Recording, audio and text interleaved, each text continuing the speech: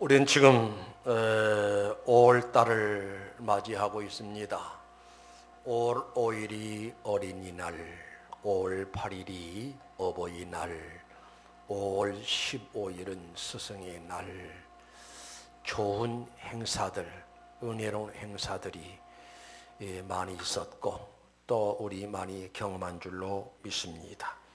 오늘 또 저는 신명기 10장 12절에서 15절 말씀까지를 봉독해 드렸고 말씀의 제목을 이렇게 정했습니다. 한번 따라서 해보실까요? 가정 행복을 위하여. 다시 가정 행복을 위하여. 우리 하나님께서는 최초로 에덴 동산에 아담과 하와를 통해서 가정을 이루도록 허락하셨습니다. 그리고 생육하고 번성하라 말씀하셨고, 하나님께서는 아담 하와에게 가정 제도를 허락하신 이후 모든 인간들이 남녀가 만나 결혼해서 가정 이루고 살아가도록 하나님이 역사하시고, 또 하나님께서는 가정들을 통해서 영광 받으시고 또 가정들을 통해서 복 주시고 은혜 주시는 우리 하나님이시다라고 할 수가 있고, 그리고 우리 예수님께서도 이 세상에 오실 때 한 가정을 통해서 이 세상에 오셨고, 그리고 어린 시절에 아버지 요셉을, 어머니 마리아를 잘 섬기면서 어린 시절을 그렇게 보냈었던 것을 우리는 생각해 볼 수가 있습니다. 그래서 오늘도 우리 하나님께서는 우리 모든 성도들에게 복 주시고 은혜 주셔서 성도들의 가정이 행복한 가정 되기를 원하고 계신 줄로 믿습니다. 그러니 오늘 자리에 참석하신 여러분들의 가정은 하나님께 은혜를 입고 복받아서 반드시 필히 행복할 수 있으시기를 주님의 이름으로 축원합니다. 오늘날 많은 사람들이 행복을 이야기를 하고 또 행복을 원하고 하는데, 과연 사람들이 원하는 그 행복은 어디에 있을까? 어디에 가야 그 행복을 만날 수가 있을까를 우리가 생각해 보지 않을 수가 없지요. 그리스의 선박 왕 오나시스라고 하는 사람은 억만장자였습니다. 그래서 그는 내가 어떻게 해야 행복한 인생을 살 수가 있을까를 생각하다가 당시 마리아 칼라스라고 하는 아주 유명한 가수가 얼마나 노래를 잘하든지 그냥 이 오나시스가 이 가수의 노래에 완전히 매료되었습니다. 와, 노래를 저렇게 잘하는 그 여인과 함께 살 수 있다면 얼마나 행복하게 있는가. 억만장자이니 드디어 그 여인과 결혼을 했습니다. 그런데 이 여인이 노래는 기가 막히게 잘하는데 노래 외에는 영 아니에요. 그래서 그 사람을 통해서 처음에는 무척 행복할 줄 알고 결혼했는데 1년이 가고 2년 가고 3년 감에 따라서 실증이 나기 시작합니다. 그래서 7년 만에 여지없이 이혼을 해버리고, 그렇게 생활하다가 또 명성 있고 참으로 아름다운 여인을 발견했는데 제클린이라고 하는 여인을 발견했습니다. 이야, 아름답고 또 모든 사람이 알아주는 명성 있는 여인이니 와, 저 여인과 함께 살면 나는 행복할 수 있겠다 해서 그 여인과 결혼을 하게 됩니다. 그런데 결혼한 지 일주일 만에 후회하기 시작합니다. 이 여인이 아름다운 것은 틀림없고 명성 있는 여인이 틀림없는데 그 사람이 소비성이 얼마나 강한지 한 달에 쓰는 돈이 우리나라로 24억을 쓰고 얼마나 허영스럽고 소비성이 강하고 오나시스는 정신이 없는 거예요. 친구를 붙들고 한탄을 합니다. 여보게나, 저 여자와 이혼할 수 있는 길은 없겠는가? 이혼하면 되지. 그렇게 가벼운 게 아니야.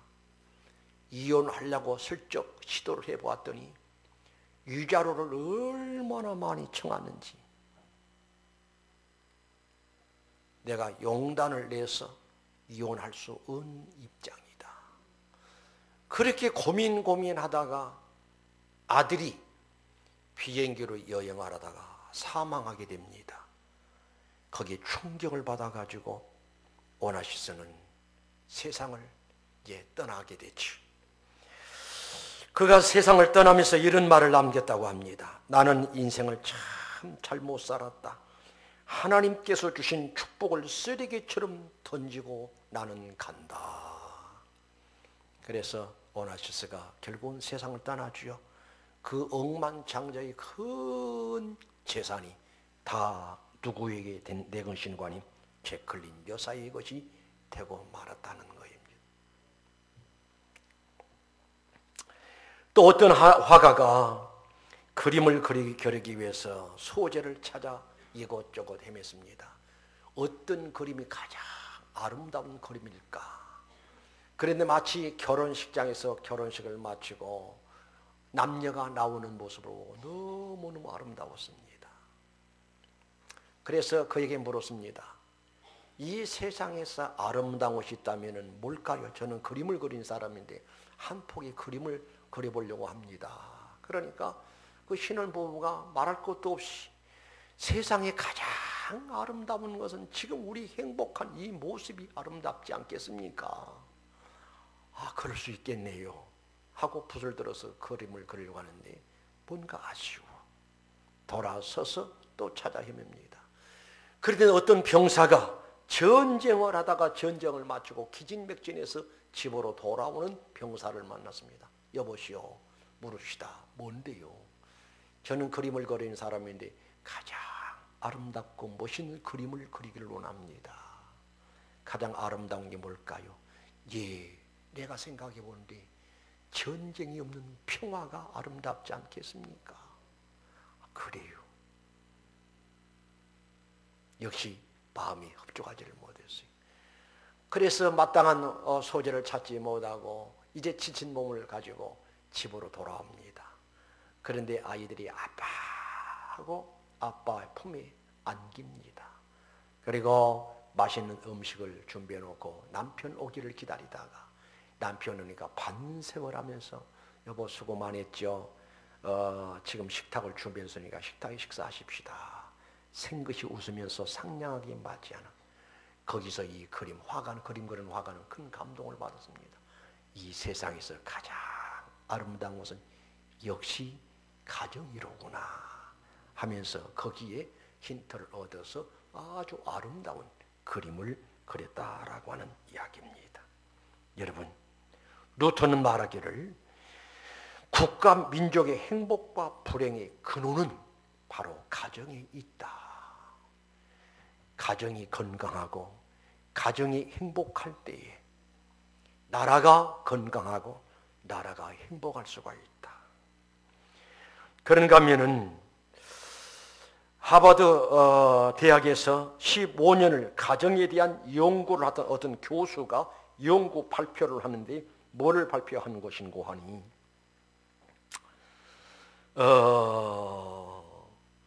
21세기에는 가정의 질서가 파괴됨으로 세계 모든 질서가 붕괴되어 무서운 일들이 발생될 것이다 라고 마치 애언처럼 그렇게 이야기를 했다고 합니다. 우리는 가만히 생각해 봐요. 얼마 전에 북녘 땅에서 신음하던 동포들이 사선을 넘어와서 그래서 여기서 주님을 만나고 김일성이의 선전하던 사람이 바뀌어져서 이제는 복음을 전하는 사람으로 바뀌어졌지요. 그래서 추순정 씨는 북한에 있을 때 고급 생활을 했었죠. 고급 배우였었으니까.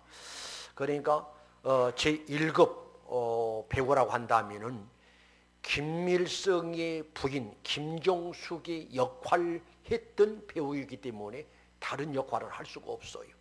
그래서 국가에서 그를 특별히 이제 보호를 한 그런 입장이었죠. 여러분의 간증을 들어서 알겠습니다만은 그가 배고파서 살기 어려워서 탈북한 것이 아니라 북한에 왔다가 돈벌이가 얼마나 좋은지 당의 지시를 무시해버리고 돈을 긁어 모으다가 그게 발각되어져 가지고 당의 신고가 되어 가지고 오기만 오면은 처형 대상으로 알고, 그래서 다시는 북한으로 돌아가지를 못하고, 그래서 탈북을 해서 어디로 왔는 거리? 우리 한국에 와서. 그래서 오는 가운데 복음을 듣고 예수를 믿고, 예수 믿고 나니까 그동안 북녘 땅에서 김일성 부자에게 속은 것이 너무너무 온통하고 분하고 하나님의 사람이 완전히 되어졌어. 다음 주에는 또 미국으로 가서 간증하게 됐다. LA 가서 집회한다고 기도 요청을 해온 것을 볼 수 있습니다. 그런데 그 외에 어떤 사람들은 북한이 너무너무 못 살아서 배고파서 견딜 수가 없어서 탈북하는 인구가 중국에 체류하는 사람이 자그마치 30만이라고 그러고 우리나라 탈북에서 온 사람들이 2만 8천이라고 그럽니다. 왜 내가 이런 이야기를 한 것인가 하니, 북녘 땅만 그렇게 어려웠던 것이 아니라 우리나라도 60년대, 70년대까지는 얼마나 어려웠는지 몰라요. 연세가 드신 분들은 보릿고개를 경험하셨을 거예요. 뿐만 아니라 흉년이 얼마나 지독하고 힘들다는 사실을 여러분은 경험하실 줄 압니다. 저는 거기까지는 못 갔습니다만은 어렸을 때의 기억 속에 더듬어 보니까 집안의 큰 형수가 저에게 한번 어린 저에게 이야기했던 것이 생각이 나요. 도련님, 그래, 예, 도련님은 얼마나 배고팠던지요. 저 아무개네 부잣집에 소를 키우는데 소가 콩을 먹고 콩이 채 소화하기 전에 배설한 것을 갖다가 그것을 다시 소 배설물에서 이렇게 찾고 골라가지고 물에 깨끗이 씻고 팍 삶아서 먹었던 적도 있습니다. 그 소리가 지금도 잊혀지지 않아요. 그게 무슨 소리가 아니, 우리나라도 그렇게 힘들고 어렵게 그렇게 살았었다 이 말입니다. 그런데 우리 생각해 보면은 과거에 배고팠고 힘들었고 어려운 환경 속에서 살았던 시절과 지금과 비교해 보면은 우리나라 건국 역사 이래 오늘날처럼 이렇게 호화판 사는 시대가 없었어요. 요즘 공휴일날, 토요일날, 주일날 서울에 올라가면 차가 꽉 막혀서 갈 수가 없을 정도예요. 보면서 이야, 우리나라 부자다. 승용차가, 자동차가 이렇게 고속도로가 주차장이 될 정도로 이렇게 부유한 삶을 누리구나 라고 하는 것을 느낄 수가 있습니다. 그런데 60년대, 70년대 그 시대에 살았던 어른들에게 행복지수와 지금 오늘날 이 참으로 넉넉하고 부유한 삶을 누리면서 사는 사람들의 행복지수를 비교해 보면은 전문가들이 의하면은 그때가 훨씬 행복지수가 높았다는 거예요. 오늘날 이렇게 부를 축적하고 부를 누리면서 호합한 살면서도 만족이 없고 기쁨이 없고 즐거움이 없고 행복인 줄 모르는 줄 모르고 생을 포기해버리고 한강에 자기 자신을 던져버리게 되고 정치인도 권력자도 학자도 노인도 어른도 이런 무서운 일들을 저지른 오늘 현실을 만난 우리들의 입장이다 생각해 볼 수가 있어요. 여러분, 행복하시기를 주의 이름으로 축원합니다. 행복하시기를 주의 이름으로 축원합니다. 개인적인 행복이, 가정의 행복이 문제가 되게 되면 사회적인 문제가 되게 되고 살벌한 시대가 도래한다는 사실을 우리는 알아야 합니다. 그래서 우리는 내가 머물러 있는 가정은 지금 어떤 가정인가? 과연 행복한 가정인가? 아니면 행복이 상실된 가정인가? 그러면 어떻게 하면 우리네 가정이 행복할 수가 있겠는가? 행복의 조건을, 행복의 비결을 한번 찾아보자고요. 본문 신명기 10장 12절의 말씀을 제가 다시 했습니다. 이스라엘아, 내 하나님 여호와께서 내게 요구하신 것이 무엇이냐? 곧 내 하나님 여호와를 경외하여 그의 모든 도를 행하고 그를 사랑하며 마음을 다하고 뜻을 다하여 내 하나님 여호와를 섬기고 내가 오늘 내 행복을 위하여 내게 명하는 여호와의 명령과 규례를 지킬 것이 아니냐. 여러분, 행복하기를 원하시면 아멘하실까요? 우리 가정이 참으로 행복하기를 원하신다면 아멘하십시다. 비결이 있습니다. 방법이 있습니다. 조건이 있습니다. 뭔관이 우리네 가정을 철저한 신앙의 가정, 하나님 중심적 가정 이룰 수 있으시기를 주님 이름으로 축원합니다. 만 가지 복은 어디에서 오느냐? 우주 만물을 창조하시고 인간들의 생사화 복을 주장하시고 간섭하신 하나님께 있음을 믿으시기를 바랍니다. 하나님을 믿고 예수 그리스도를 믿는 가정이 행복할 수밖에 없는 것이 뭔관이 예수 그리스도를 영접하고 하나님을 경외하고 하나님을 섬기는 사람은 또 그 가정은 구원의 역사가 보장되었다라고 할 수가 있습니다. 여러분, 우리 생각해 보자고요. 물론 여러분이 행복하시기를 바랍니다만 이 땅에서만이 행복이 아니라 이 땅에서 행복이 내세까지 연결성이 있는 행복이 되어져야 할 줄 믿습니다. 성경은 말합니다. 현재의 고난은 장차 우리에게 나타날 영광과 좋게 비교할 수가 없다. 그러니까 이 땅에서의 고난은 잠깐이고 내세의 영광은 영원하다라고 하는 말씀이고, 그러니까 이 땅에서의 행복은 잠깐이고 내세의 행복은 영원한데 이 땅에서의 행복도 내 미래적인 행복도 소유할 수 있는 비결은 내 영혼이 구원받고 우리 사랑하는 모든 가족들이 다 구원의 잔을 마실 때, 구원의 역사 속에 있을 때 진정한 행복의 역사가 이루어진다라고 할 수가 있습니다. 여러분, 우리 믿음의 사람들은 이 땅에서만 소망을 거머쥐고 사는 것이 아니라 내세론적, 내세적인 훗날 내 세상 떠나가고 그 훗날에까지 그곳에 가서 영원히 영화로움이 산다는 소망을 붙들고 살기 때문에 항상 기뻐하고 즐거워하고 바로 그 현장이 행복의 현장이 될 줄로 믿습니다. 우리가 잘 아는 성경 구절 하나 소개합니다. 하박국서 3장 17절 말씀 보니까 이런 말씀이 나와요. 비록 무화과 나무가 무성치 못하며 포도나무에 열매가 없으며 감람나무에 소출이 없으며 밭에 식물이 없으며 우리의 양이 없으며 요양관에 소가 없을지라도 나는 여호와를 인하여 즐거워하며 나의 구원의 하나님을 인하여 기뻐하리로다. 그러니까 구원받은 사람은 환경을 초월해서 이 속에서 끌어오는 기쁨이, 즐거움이 있을 것이니 바로 그 현장이 행복의 현장이고 그 사람들이 모여 공동체를 이루고 사는 가정이 바로 행복한 현장이 될 수 있다라고 하는 사실을 믿으시길 바랍니다. 그래서 예수가 없는 행복, 참 행복이 될 수가 없어요. 혹시 예수가 없는 행복 있다고 할지라도 그 행복은 일시적인 행복이고 영원할 수가 없다 이 말입니다. 하나님께서 원하는 행복은 이 시간에 제가 여러분에게 말씀 전하면서 말하는 이 행복은 이 땅에서의 행복만이 아니라 영원한 행복을 지금 말씀드리고 있는 겁니다. 우리 하나님께서도 여러분에게 행복을 말씀하실 때 지금 일시적으로 잠깐 있다가 사라지는 그런 행복이 아니라 이 땅에서도 또 미래적으로도 영원한 행복을 하나님이 원하시고 그 복을 여러분에게 주시기를 원하신다라고 할 수가 있습니다. 그 다음에 행복할 수 있는 가정은 어떤 가정인가니 그 가정에 사랑이 있어야 한다라고 할 수가 있습니다. 우리들이 지금까지 살아오면서 느끼고 경험할 수 있는 것은 사람이 먹는 것만 있으면 되는 것이 아니라 식물만 먹음이 아니라 사랑도 먹어야 사람이 행복할 수가 있다는 사실을 믿으시기를 바랍니다. 고린도전서 13장 1절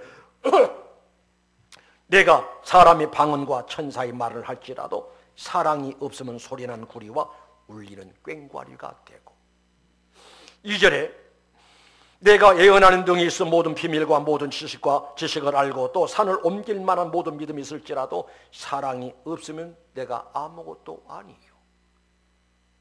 3절에 이어서 또 이런 말씀이 나옵니다. 내가 내게 있는 모든 것으로 구제하고 또 내 몸을 불살에게 내어줄지라도 사랑이 없으면 내게 아무 유익이 없느니라. 13절에 그런즉 믿음, 소망, 사랑, 이 세 가지는 항상 있을 것인데 그 중에 제일은 사랑이라. 이 말씀을 우리 삶의 현장인 우리 공동체, 우리 가정이 적용이 되어져야 한다라고 할 수가 있습니다. 여러분, 가정에 물론 돈도 필요하고 여러 가지 필요한 것들이 많아요. 그러나 온 가족들이 먼저는 하나님을 진심으로 사랑하고 하나님을 경외하고 하나님을 사랑하는 마음을 가지고 자식이 부모를 사랑하고 하나님을 사랑하는 마음을 가지고 자식을 사랑하고 하나님을 사랑하는 마음 가지고 아내가 남편을, 남편이 아내를 사랑하고 이 사랑의 역사가 머물러 있는 바로 그 현장이 하나님이 원하시는 행복, 여러분이 원하시는 그 행복의 역사가 있어질 줄로 확실히 믿습니다. 여러분, 한번 그림을 그려보십시다. 가정이 있습니다.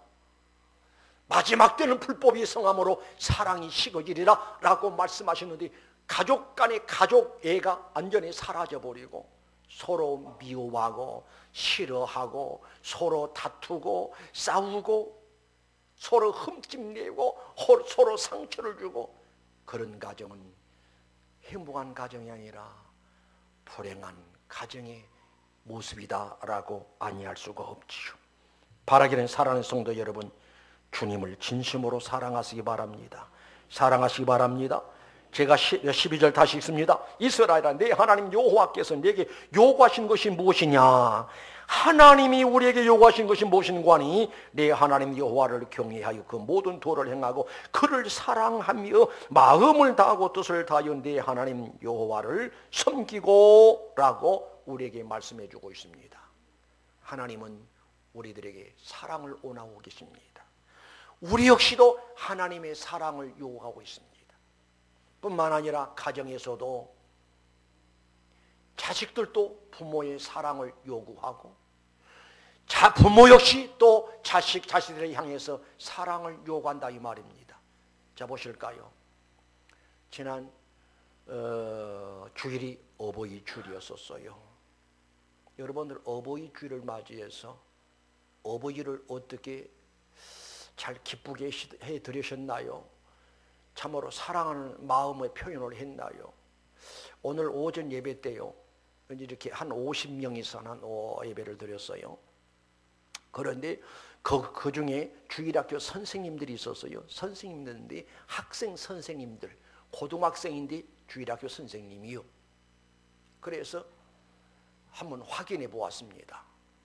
마치 세롬이가 앉아있더라고. 이세롬, 예, 이번에 어버이날 아버지 어머니를 위해서 무엇을 해드렸는고? 커플티를 해드렸어요. 아이고 잘했네.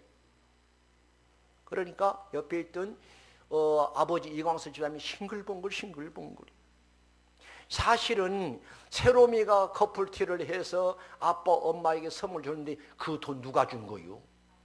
아빠 엄마 준 거 아니요. 그래도 싱글벙글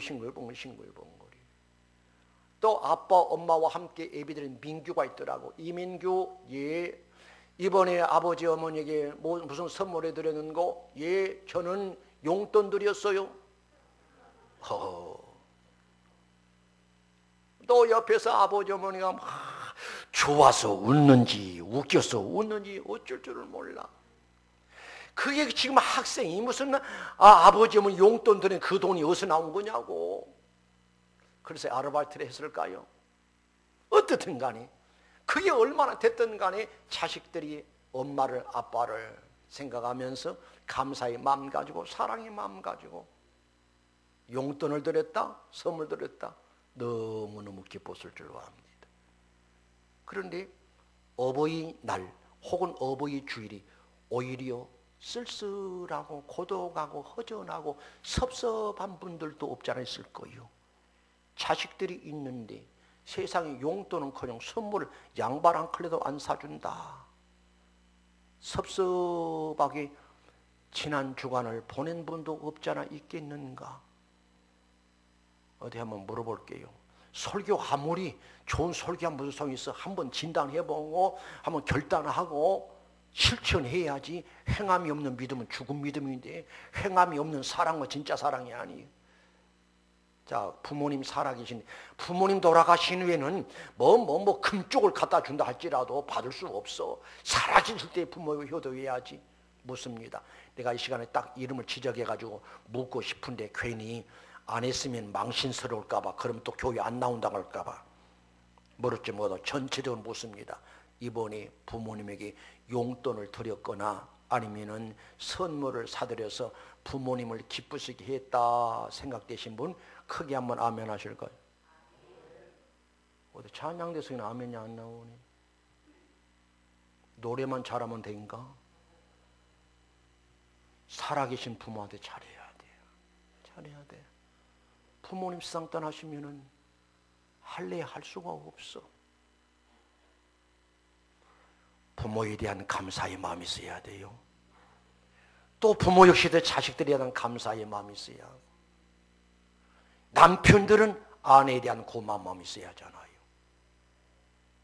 사랑하는 마음이 있어야 하고, 또 아내 또한 남편들에게 늘 감사하고 사랑의 마음이 있어야 하고, 여러분 가정에 사랑의 꽃이 활짝 펴시기를 주님 이름으로 축원합니다. 축원합니다. 사랑이 있어야 돼요. 사랑 있는 가정은 절대 불행하지 않습니다. 사랑 있는 가정에는 반드시 하나님이 축복하시는 역사가 있을 줄 믿습니다. 그래서 에베소서 6장 1절 말씀 보니까 자녀들아 너희 부모를 주 안에서 순종하라. 이것이 옳으니라. 사랑의 마음으로 부모 공경 잘하라는 거예요. 황현민 이번에 아빠 엄마한테 선물했냐? 뭐 했는데? 카네이션 받았어? 기분 좋았어? 대답을 못해요. 좋잖아요. 저놈 새끼 낳아가지고 젖 먹이고 있는데 벌써 커가지고 엄마의 가슴에 카네이션 달아주니 나 같으면 퍽퍽 울겠어. 감동적이잖아요. 그리고 이어서 또 무슨 말씀이 나오는 거 아니? 에베소 6장 4절의 말씀하니까 또 아비들아 너희 자녀를 노엽게 하지 말고 오직 주의 교양과 훈계로 양육하라. 신앙으로 양육하라. 하나님의 사랑으로 양육하라는 소리예요. 애들을 화나면 화풀이 대상이 아니에요. 애들 앞에 사정 욕하고 저주하고 뭐 빌어먹을 놈 뭐할 놈 아니에요. 그건 저주입니다. 저주. 어떤 분은 그런 이야기 하더라고요. 애들이 너무너무 화가 나거든. 빌어먹을 놈은 이렇게 하지 말고 복 받을 놈아 이 복 하나님의 복이나 받고 복이나 하면서 그렇게 이야기하래. 화가 나는데 그렇게 또 이야기할 사람 누가 있겠어? 그러나 애들에게 절대 화풀이 하지 마세요. 어린아이들이 마음에 상처받으면 그 상처가 오래오래 잊어버리지를 않아요. 그런가 하면 에베소 5장 25절 말씀은 이런 말씀이 나와요. 남편들아 아내 사랑하기를 그리스도께서 교회를 사랑하시고 이와여 자신을 주님같이 하라. 남편들아 아내를 어떻게 사랑하라고요? 주님이 나를 사랑하신 것처럼 사랑하라. 주님이 나를 사랑하시되 어떻게 사랑하시느냐? 내가 죽어야 할 죽음을 대신 죽어주시고 내가 받을 벌을 대신 받으시고 죽기까지 나를 사랑하셨어. 그러니 남편들을 아내를 사랑하되 목숨 걸고 죽기까지 사랑하면 절대 문제가 나타나지 않고, 아내 또한 남편을 사랑하되 주님이 나를 사랑하신 같이 남편 또한 사랑하게 되면 그 부부에는 절대 문제가 있을 수가 없어요. 문제는 사랑이 식어지고 사랑이 메말라고 사랑이 없기 때문에 서로 갈등이 일어나고 서로 미움이 생각이 이루어지게 되고 서로 다투게 되고 상처를 주고 아픔을 주게 되고, 그러다 보니까 도장 찍자. 그러나 성경은 말합니다.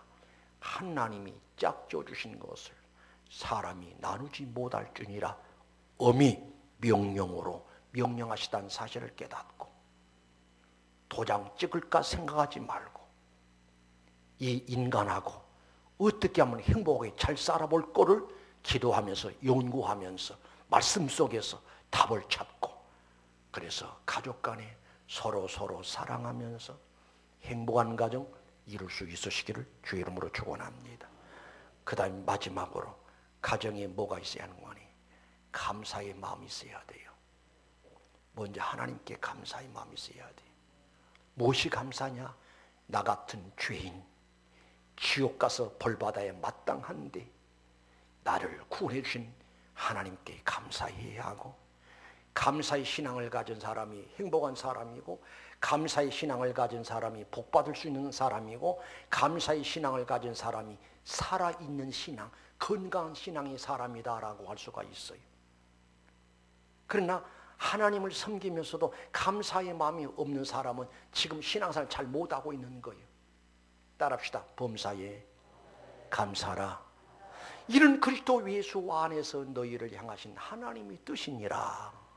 지금도 우리 하나님께서는 우리 신자들의 감사 소리를 듣기를 원하고 계신다니까요. 따라합시다. 주여 감사합니다. 다시 주여 고맙습니다. 아까 제가 말씀드렸잖아요. 어린아이들이 이제 성장을 해서 뭐 아빠에게 엄마에게 선물 주고 용돈 드리고 그 고무돈 돈 아니에요. 그런데도 감동이 되고 너무너무 감사하고 기쁘고 즐겁고, 마찬가지로 우리가 하나님 앞에 받은 바 은혜에 대해서 감사한 마음이 있을 때 하나님이 내게 은혜 주셔서 내 마음속에 평화가 이루어지고 기쁨이 이루어지고 감격이 이루어지게 된 그 마음이 천국이 되고 그 사람이 머물러 있는 공동체, 가정이 천국이 될 줄로 믿습니다. 우리는 부부간에도 서로 감사할 줄 알아야 돼요. 아까 이야기했잖아요. 남자들은 예쁜 그리고 아름다운 여자를 원하죠. 그러나 아까 그 억만장자 그리스 사람 가부가 아름다운 여자와 살았더니 소비량이 얼마나 많든지 한 달에 얼마를 쓴다고요? 뭐 잊어버려도 괜찮아. 그거는 성경 말씀이 아니니까. 거기에 행복이 있는 게 아니라, 참으로 내 아내가 부족한 사람 만나서 자식을 낳고 자식을 잘 키워주고 허리띠 졸랄 매고 가난한 살림살이 해주고 끝까지 나를 보필해준 아내를 생각하면 얼마나 고마워. 감사 표현이 이루어져야 돼요. 그리고 아내 역시도 옆에 집에 멋있는 남편 생각하지 말고 나같이 부족하고 못난 사람 끝까지 책임져주고 끝까지 데리고 살아주니 얼마나 감사하냐고. 기분 나빠요? 왜 아멘들 안 하나? 요즘 남편이 데리고 사는 거요? 아내가 데리고 사는 거요? 요즘 그런 말이 있더라고요. 남자가 나이가 많으면 이사 갈 때 조심하래. 버리고 갈 위험성이 있다는 거예요. 그건 말도 안 되는 소리고. 남편들이요, 아내를 사랑하시기 바랍니다. 주님의 사랑으로 사랑하고 아내들이여 남편을 사랑하시기 바랍니다. 그러면서 늘 감사거리를 찾아야 돼. 감사해요. 감사, 고마워.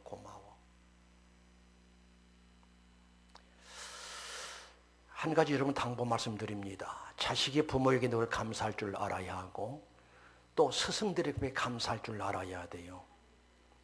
여러분 학교 선생님들이 요즘 역사 이래 지금처럼 학생들이, 선생님들이 학부형들에게 대우받지 못한 시대가 없었고 학생들에게 대접을 못 받아. 옛날에 우리말에 선생의 그림자도 밟지 못한다고 그랬잖아요. 그런데 여러분 그러질 못해. 윤리가 완전히 땅에 떨어져 버리고 말았어요. 부모님을 존경할 줄 알아야 하고 선생님을 존경할 줄 알아요. 더더욱 우리 주일학교 학생 부모님들에게 당부합니다. 내 아이들의 영혼을 책임진 선생님들 얼마나 좀 생각해 보셨나요? 유치부 아이들, 유초등부 아이들, 중고등부 아이들, 이 아이들을 붙들고 말씀으로 공급해주고 위해서 그들을 위해서 기도해주는 주일학교 선생님들에 대해서 한번 생각해 보셨냐고. 오늘 어떤 교사를 만났어요. 어디 스승의 날 좀 선물 좀 받았지? 나를 무끄러미 쳐다봐. 아, 선물 좀 받았냐니까? 그 표정이 너무 섭섭한 표정이에요. 꼭 스승의 날뿐만 아니라 좀 만나거든. 선생님 고마워요. 우리 말씀 꾸러기 위해서 기도하고 말씀으로 양육해 주신 참 고마워요. 김한태 선생님 스승의 날 선물 받았어? 왜 웃고만 있어? 아니에요. 금쪽 같은 내 자식들 영적인 문제에 책임지고 있는, 물론 학교 선생님들도 귀하고 주일학교 선생님들도 귀하니 선생님에게 감사할 줄 아는,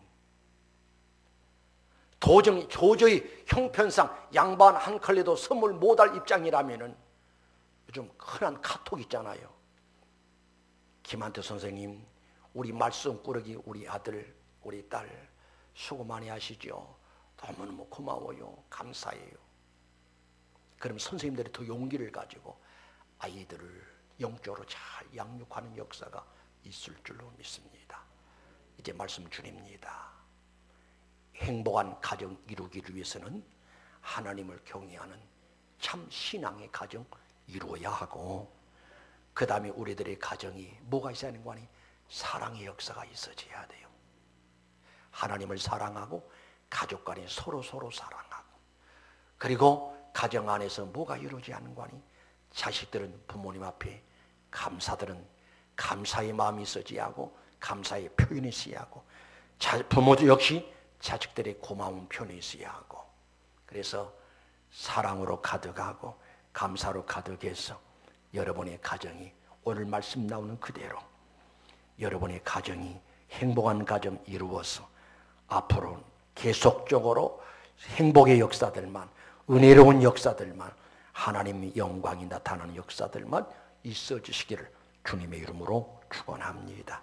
기도하십시오. 거룩하신 우리 하나님, 가정의 달을 맞이해서 가정 행복을 위하여라는 말씀의 제목 가지고 말씀을 증거했습니다. 하나님이 없는 가정, 외수가 없는 가정, 구원의 역사가 없는 가정, 행복할 수가 없습니다. 서로 행복하다고 할지라도 이 땅에서만 행복이지 내세까지 행복이 이어질 수가 없습니다. 거룩하신 하나님, 간절히 바라옵기는 우리 성도들 가정에 축복하시되, 가족 가운데서도 어떤 사람은 천국 백성으로 살아가고 가족 가운데도 어떤 사람은 지옥으로 가는 지옥 백성으로 살아가고, 이런 가정이 없고 다 예수의 이름으로 구원받고 가족적으로 하나님을 섬기고 가족적으로 구원받고 가족적으로 내일의 소망을 바라보면서 기뻐하고 즐거워하면서 살아갈 수 있는 가정들이 되게 하시고, 가정마다 사랑이 넘치게 하옵소서. 사랑의 꽃이 피게 하옵소서. 사랑의 향기를 토할 수 있게 하옵소서. 가정의 복을 허락하시되 먼저 하나님께 감사하고, 아내는 남편에게, 남편은 아내에게, 자식들은 부모를 향해서, 부모는 자식을 향해서 서로 감사거리를 들추어서 찾아내어서, 그래서 감사할 수 있는 가정들이 되게 하옵소서. 오 주여, 우리 모든 성도들이 가정에 복을 허락하시되 하나님이 원하시고 기뻐하시는 행복한 가정들 이루어지게 하옵소서. 거룩하신 예수님의 이름으로 기도드리옵나이다. 아멘.